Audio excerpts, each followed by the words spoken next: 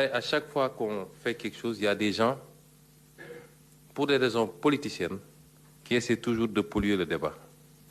J'ai entendu des gens dire qu'un pays ne vit pas de fiscalité. Et un pays vit de quoi?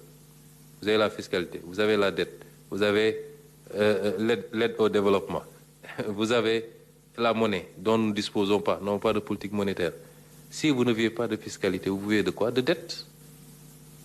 Un pays vit de fiscalité, la dette même est de la fiscalité différée du moins.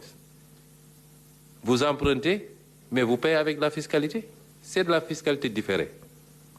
Un pays vit de fiscalité. Ça ne veut pas dire que la fiscalité doit étouffer le pays.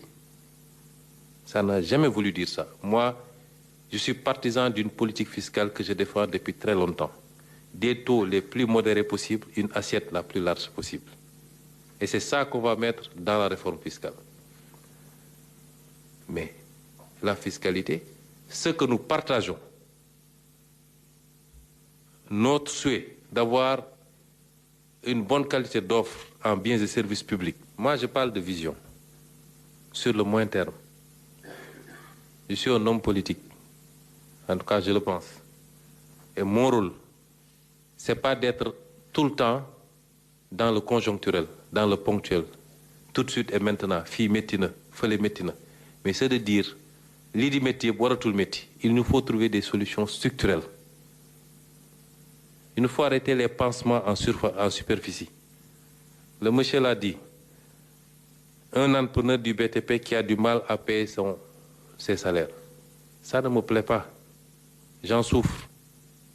Et si j'avais tout de suite les moyens de payer toute la dette intérieure, je la paye tout de suite. Bala 19 heures, mais je fonctionne avec les capacités dont je dispose. Mais je ne veux pas d'ici 2 ans, problème bu mel ni amati ba ñu naan nit liggéey na ñàkkam fendina te jotul xaalisam. C'est pourquoi il faut qu'on touche les choses dans le fond. Et l'homme politique doit avoir ce courage. C'est-à-dire, s'il y a une pression à subir, c'est nous qui la subissons.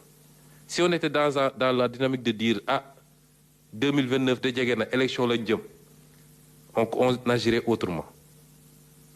Mais nous ne sommes pas là pour cibler la prochaine élection. Les Sénégalais choisiront et apprécieront ce qu'on a eu à faire. Mais il nous faut des solutions structurelles et définitives.